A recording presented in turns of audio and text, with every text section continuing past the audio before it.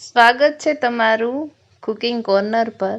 તો ચાલો આજે આપણે બનાવીએ ઢાબા સ્ટાઇલ વઘારેલી ખીચડી.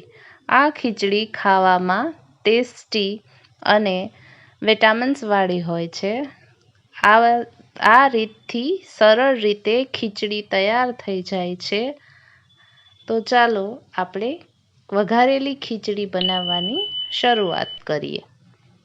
સૌ પ્રથમ આપણે સામગ્રી જોઈ લઈએ. તો તેના માટે 5 થી 6 મરી, 1 ચક્રફૂલ, 3 લવિંગ, થોડા તજ, સૂકેલું મરચું, લીમડાના પાન, 1 તમાલપત્ર, 1 સમારેલું ગાજર, 1 સમારેલું ટામેટું, થોડી સમારેલી કોબી, 1 સમારેલું બટેટું જે મીડિયમ સાઇઝનું, 1 સમારેલું મરચું જે તીખું છે,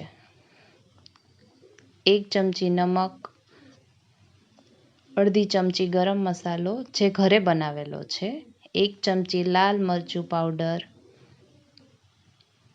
1 ચમચી હળદર, થોડી હિંગ, થોડા મગફળીના દાણા, થોડા સોયાબીન, 1 ચમચી ધાણા જીરું.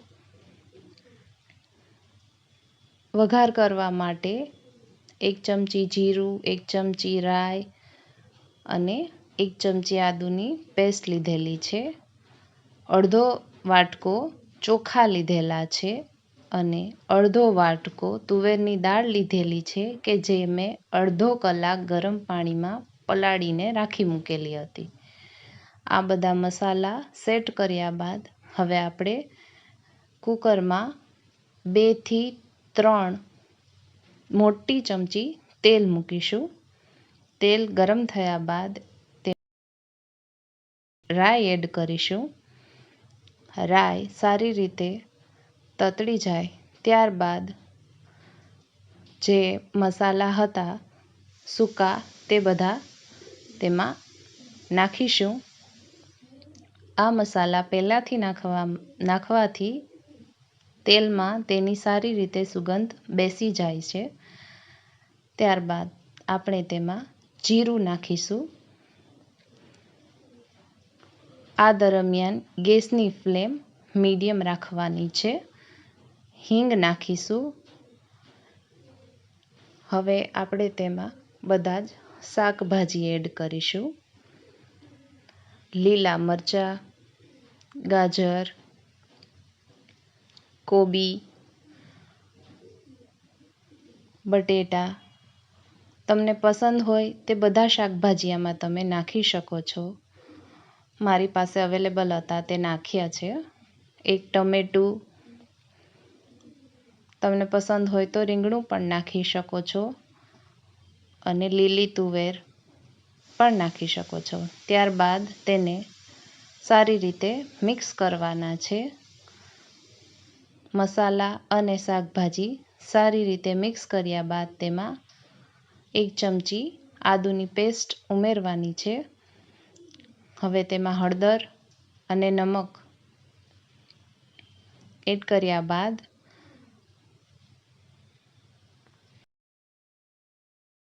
1 ચમચી ધાણા જીરું અને ગરમ મસાલો એડ કર્યો છે. ગરમ મસાલો ઘરે બનાવેલો જ નાખવો, એનાથી ટેસ્ટ સારો આવશે. થોડી ખાંડ નાખેલી છે. જો તમને પસંદ ના હોય તો તમે સ્કીપ કરી શકો છો, પણ મેં ટેસ્ટ બેલેન્સ કરવા માટે થોડી એડ કરી છે. હવે મીડિયમ ફ્લેમ પર આ રીતે બધા શાકભાજીને પકવવાના છે.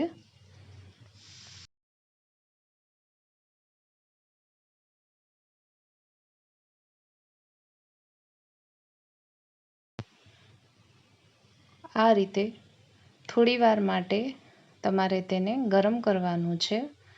કુકરના તળિયામાં જ્યારે શાક ચોંટવા માંડે ત્યારે થોડા મગફળીના દાણા અને સોયાબીન નાખેલા છે. જે બાળકો માટે હેલ્ધી હોય છે એટલે મેં એડ કર્યા છે અને તેનો સ્વાદ પણ સારો આવે છે. તો તમે પણ એકવાર ટ્રાય કરજો.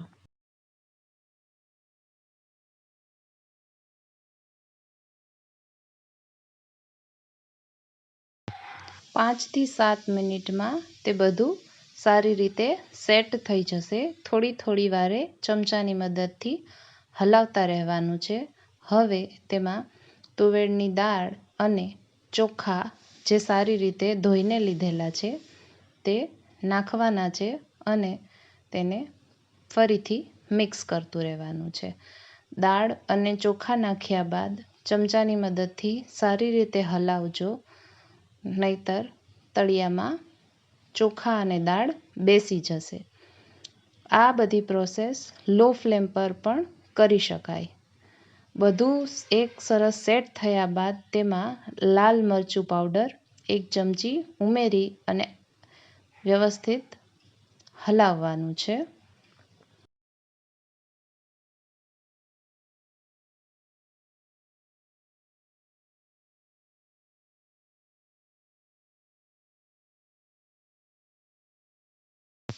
તમે જોઈ શકો છો કે બધું સરસ રીતે સેટ થઈ ગયું છે. તો મેં 1 વાટકો પાણી નાખેલું છે.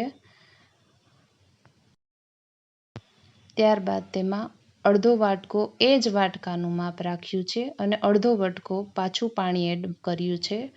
ટોટલ 1.5 વાટકો પાણી નાખી અને કુકરનું ઢાંકણું બંધ કરી દીધું છે. 4 વિસલ પછી હવે આપણે કુકર ખોલીને જોઈએ કે ખીચડી કેવી તૈયાર થઈ છે. તમે જોઈ શકો છો કે આપણી ખીચડી સરસ રીતે બની ગઈ અને તૈયાર છે. તો હવે તેને સર્વિંગ ડીશમાં કાઢી અને આ રીતે કોથમીરની મદદથી સર્વ કરશું. તો તૈયાર છે આપણી સિમ્પલ રેસિપી કે જે ઘરમાં થોડા ઘણા સામાનથી તૈયાર થઈ જશે.